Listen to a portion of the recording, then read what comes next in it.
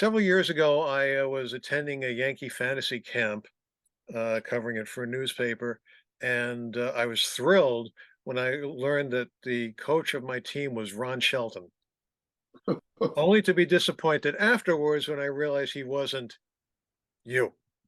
So, but in any case, a good time was had by all. But Congratulations on the book. I've been looking forward to this book for a long time. Uh, now you know how the two Ron Sheltons were connected, bizarrely. So that's right. That's right. That's right. Uh, the movie came out in 1988. What took you so long in doing this book?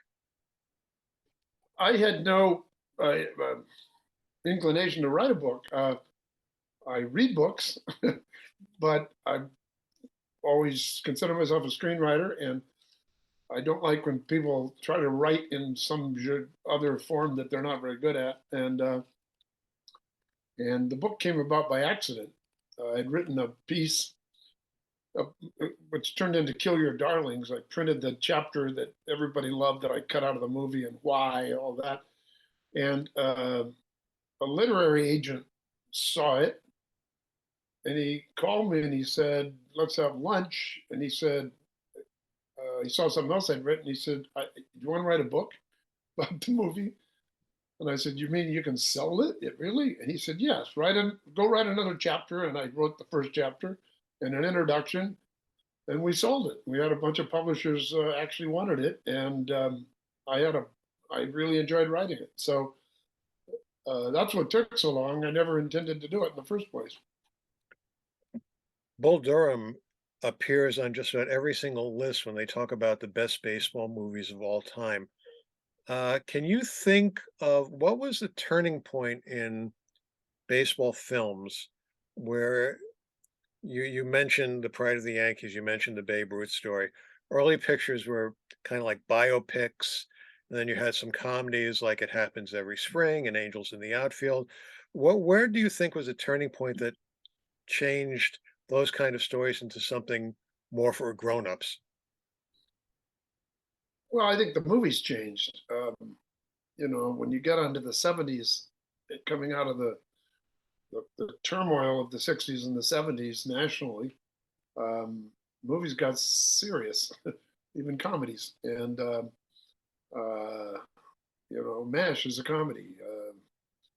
So I think it was the times that forced it. I mean, those other movies, a lot of them feel good movies during the war and in the '40s, and then the '50s had its whole decade of that sort of post-war American.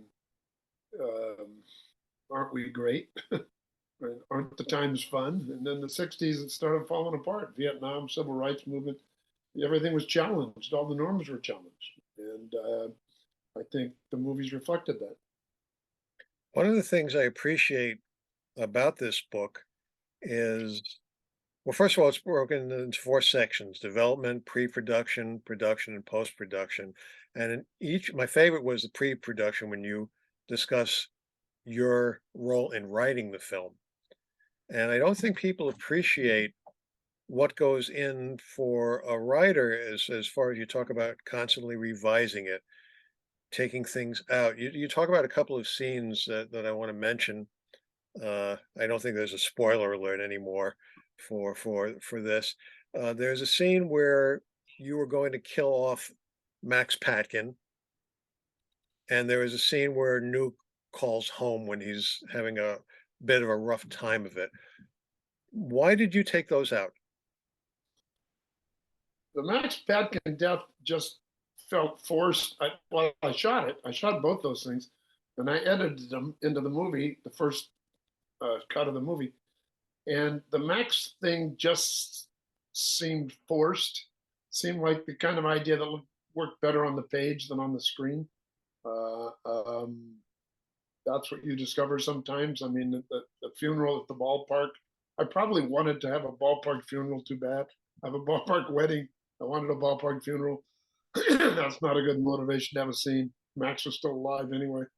Um, and I was probably trying to pay off a joke about, put my ashes in a rosin bag. So Maybe the scene wasn't motivated by proper narrative, uh, you know, urgencies. And I think the scene of Luke calling home, I mean, that could have survived. It was earned. I just felt it was ultimately unneeded, but they both worked on their own. Another thing that I appreciate about the book was you describe what people do. Many times, like, what does a gaffer do? What does a script supervisor do? And you explain those things, which is what makes this book. I mean, there have been books about making of certain films, but I don't think they cover that aspect like you do. As the writer and director, is that more pressure or less pressure than one or the other? Well, they're separate but connected tasks. The thing about writing that's so great is it's solitary, and the thing that's so great about making the movie is you've got 200 people around you. Um, so you know, one is pretty much you're on the on your own, and the other one is a team effort. But you're definitely the buck stops on your desk. So um, you know, they for me when I get to write and then direct a movie, I have only done 8 of them.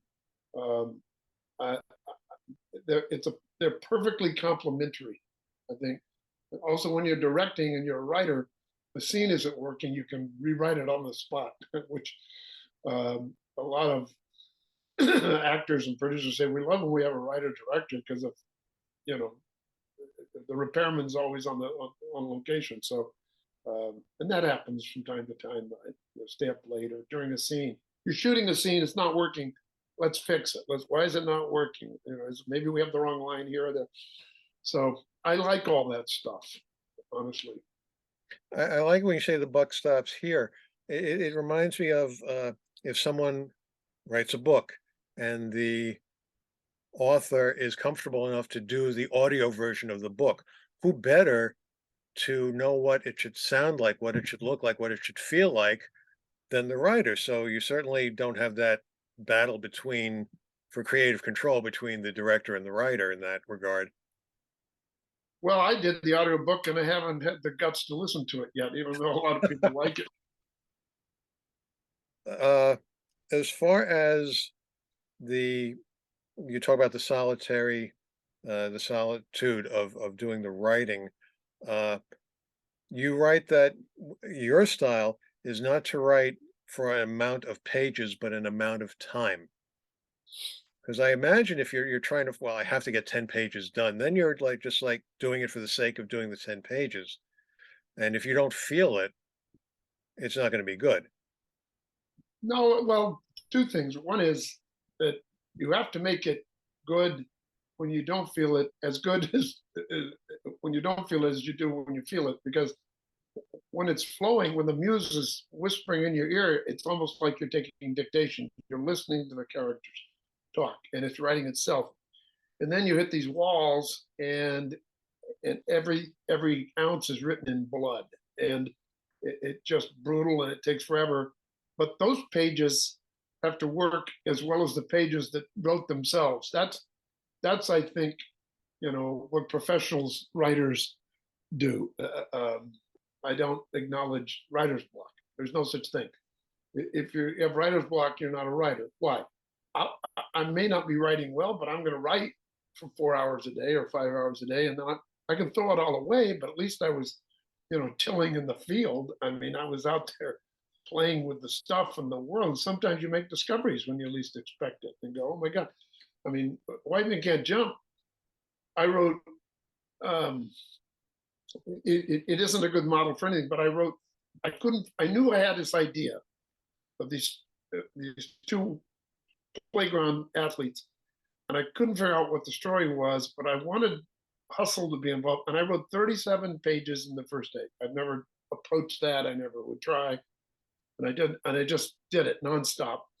And I sent it to the head of the studio and gave it to 2 of my writer friends.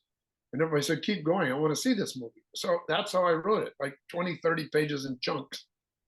Never had an outline or anything. Bull Durham was more a little bit every day, a little bit every day, walk away, walk away, walk away.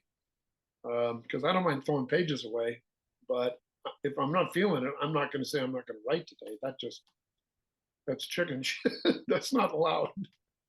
It sometimes reading this, it sometimes felt to me as if you were having an out of body experience when you look back and you say like, how did that get here almost? But you wrote it, but you're like observing it from afar. It's an interesting separation. Yes, it's the phenomenon that both sides of your brain are working, but you can't tell how the dance is playing out exactly. It's Oh, intuitive. It's intuitive on one hand, and it's rational on the other, and don't stop to analyze analyze how and why that works. when you're writing, at what point, if ever, do you bounce your ideas off other people? Oh, I have a couple people. One is a writer friend, both writers. One's a writer I've worked with. But if I'm working on something separate, I'll send him. I'll say, give me your feedback. Maybe 4 or 5 people, but only a couple writers will I give stuff like, here's 20 pages. uh, because I think a writer can identify a problem quickly. Uh, it's almost always the same thing. The force of opposition isn't clear. Uh, How hard do you fight for if someone gives you opposition about something, how passionately do you fight saying, "No, that's gotta stay in. You're not seeing what I'm seeing." oh, I listen to them. I first of all, a non-writer can tell you when something isn't working. They can't tell you why. The writer might be able to identify why, um, or how, and I don't. Sometimes somebody will, I don't ask for solutions. That's my problem. But tell me what works and what doesn't. And um, it's usually a kind of dramatic clarity that you know needs identifying. What do I want? What does this character want? What is the force of opposition in front of that character? What's the desire? What's the obstacle? Is it clear? Because without that, there's no drama, there's no comedy, there's no tragedy, there's nothing. There's no narrative if there's no obstacle. And every scene has to have those obstacles. Um, so I always ask myself, what is the want and what is the obstacle in every scene? I mean, I'm always, that's a daily question. As you write, uh, your screenplay, are you just writing the story, or as you're writing, do you start thinking already about the production aspects of how to make something work?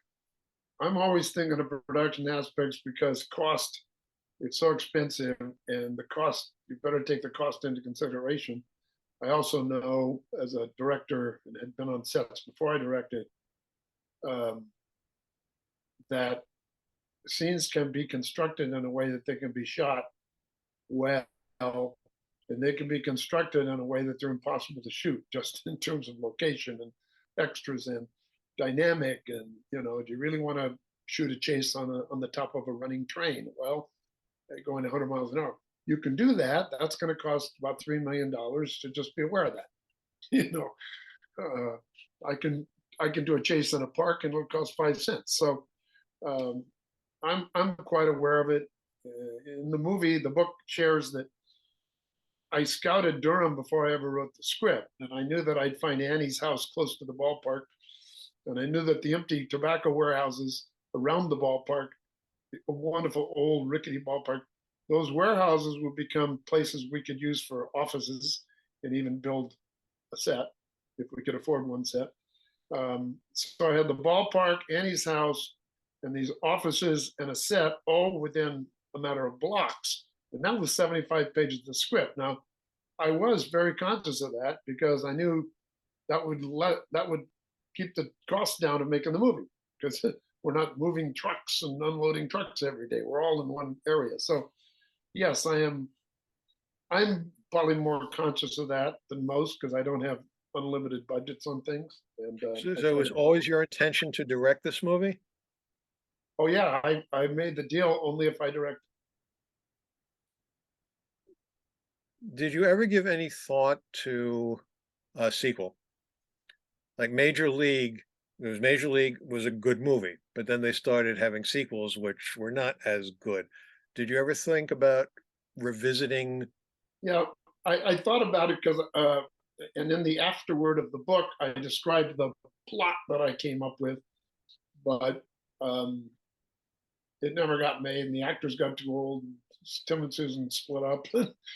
But the plot is in the afterword of the book, and you can read it. Obviously, Kevin Costner is a very good baseball player, and several of the other members of the cast were players as well. What about Robbins? How good was he? Did he throw from the mound in his scenes?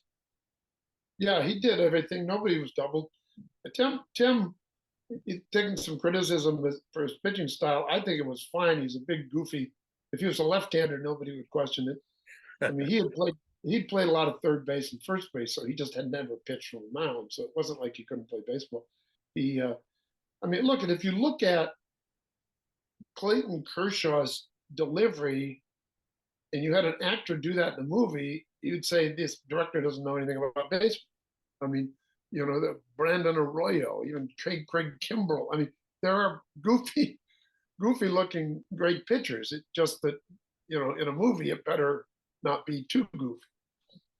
I mean, the golf swings had to be as good as I could possibly make them because in Tin Cup, because I knew golfers were gonna come at this thing with a knife, a critical knife, to say they can't really play golf. So we worked really really hard at that. Now Costner, he hit two balls out of the ballpark for real. He did all his catching. I don't double. I've never doubled an athlete in a movie. Put it that way. So just to quickly switch gears, Woody Harrelson is a good basketball player like that? Yep, he did Wow. everything. So did Wesley. Uh-huh. Whatever happened to the musical version, the Broadway musical of Bull Durham? COVID killed us. Uh, We had a full financing about 2 years before COVID. We're actually, the producers, were negotiating with the theaters. I mean, we'd run it out of town, we had director, cast, everything, and big director. And our principal financing producer died in surgery, oh boy. unexpected. Wow.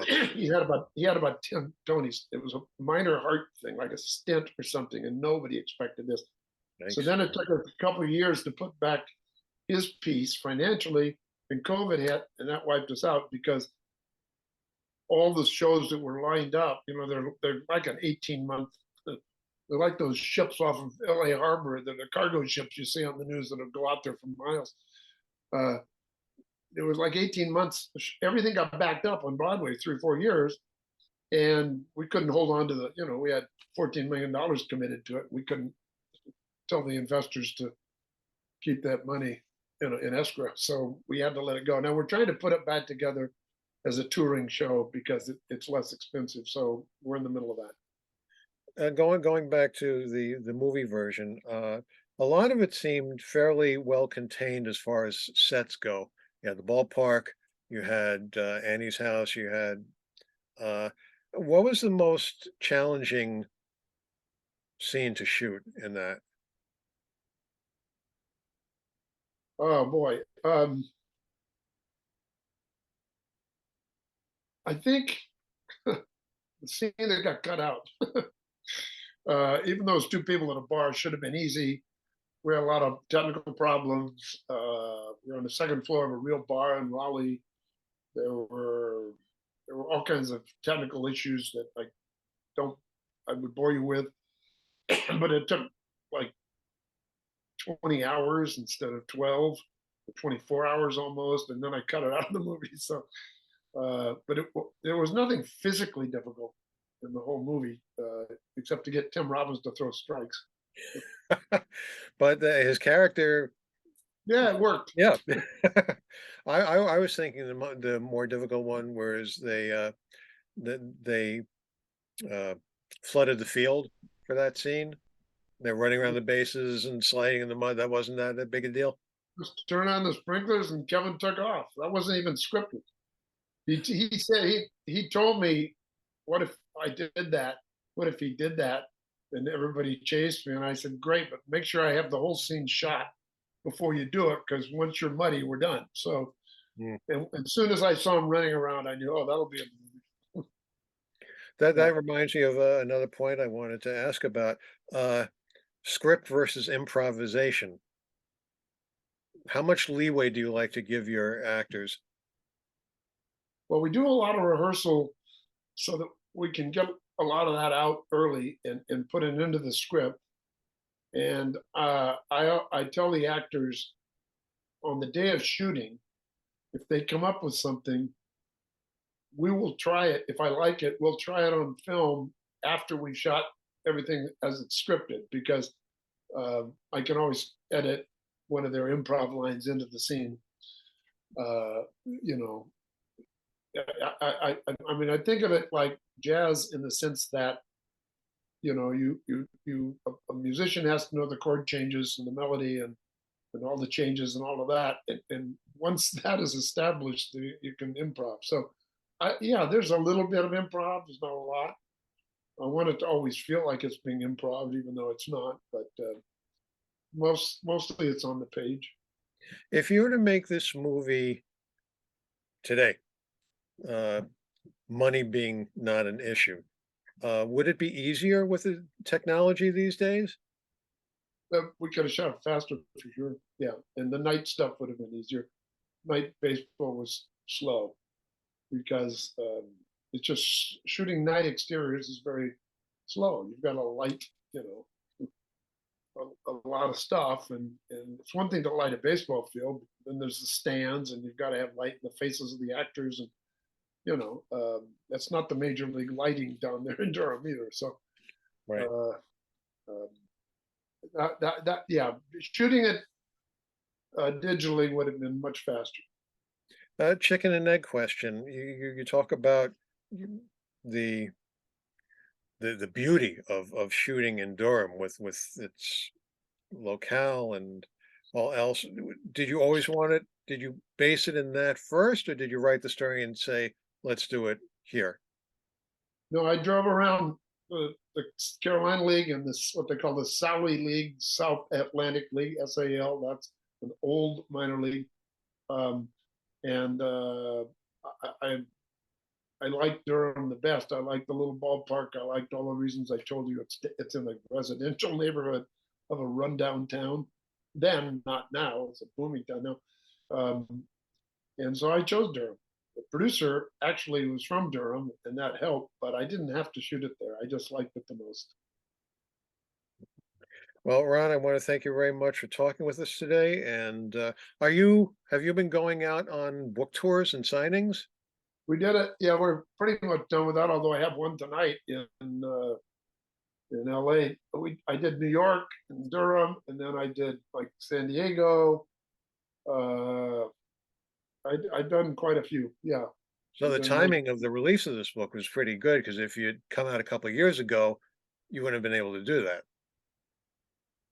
A couple of years ago, I didn't think I was going to write one. So yeah, And again, the name of the book is The Church of Baseball, The Making of Bull Durham, Home Runs, Bad Calls, Crazy Fights, Big Swings, and a Hit. We've been talking with its writer director, Ron Shelton. Thank you so much for talking with us today, Ron. thank you. My pleasure.